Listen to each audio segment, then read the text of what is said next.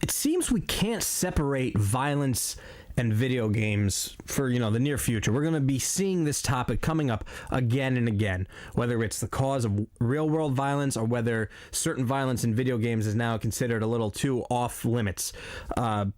Specifically, the new Splinter Cell. In Splinter Cell Blacklist, there was a trailer for it in E3 of 2012, and it showed the main character, Sam Fisher, torturing somebody in order to extract information. Because, for those who don't know, Sam Fisher is a spy, and, it's more along the lines of 24 nowadays than it is the original Splinter Cell. Now you're going, face first into all these fights. You don't sneak around as much, and now you're extracting information via knives to the people's necks.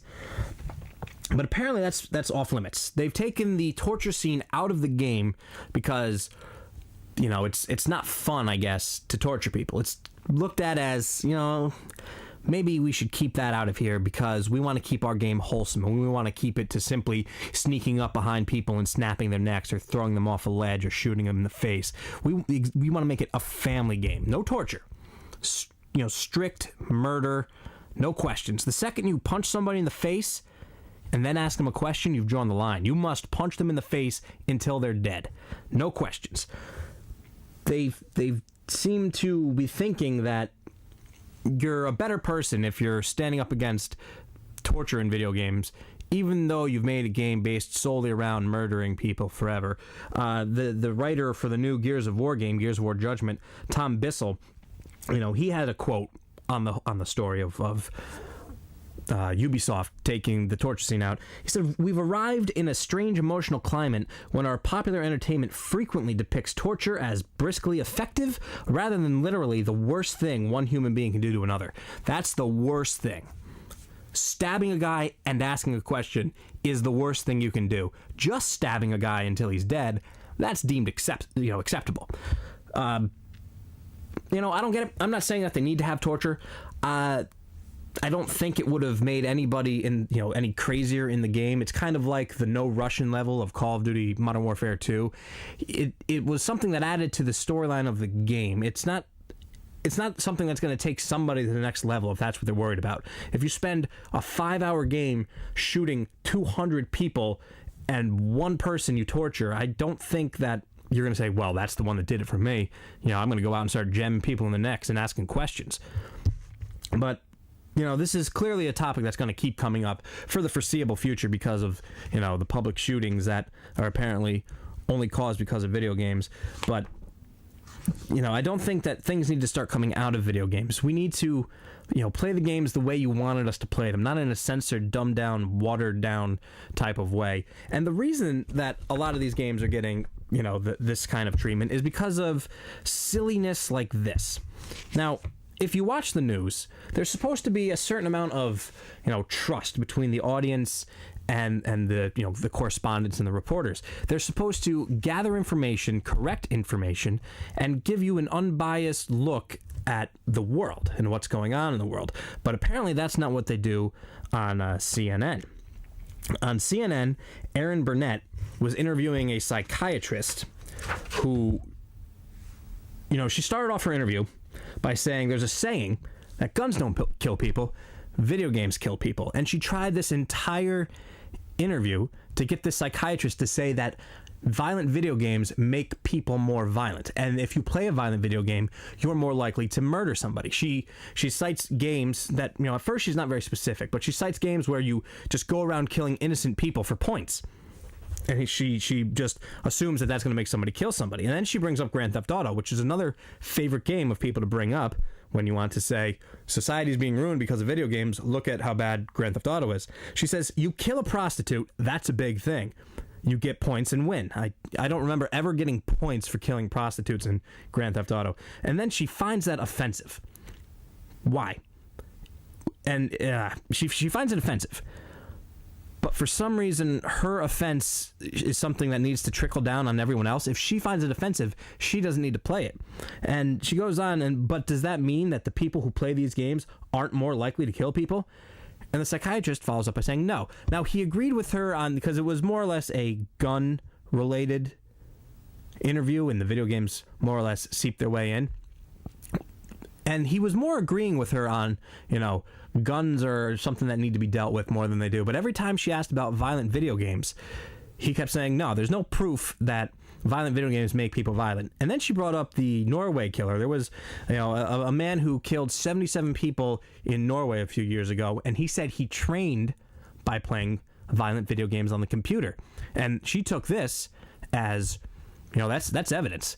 You trained to kill people by playing a computer game. You moved a mouse and clicked a keyboard, and somehow that got you ready to load a gun and prepare yourself for the recoil and how to aim very well.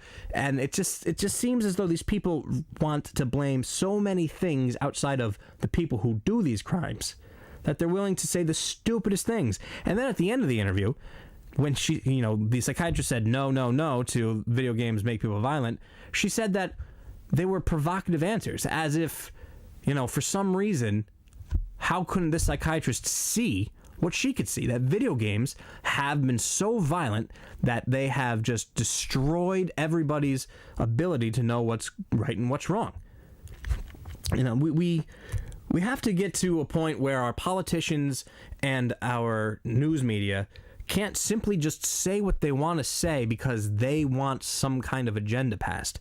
There's no research out there that says violent video games make people violent, and yet every day you have politicians saying the stupidest things, and then you have news anchors repeating those stupid things, adding even stupider things, and it just never ends. And then they don't take the video game community very seriously because they point video game players out to be just crazy fanatic people, when all they are normal people who have a hobby that's not in line with apparently the majority of other people. But it seems as though we're in for a long haul when it comes to the video game violence and what's acceptable.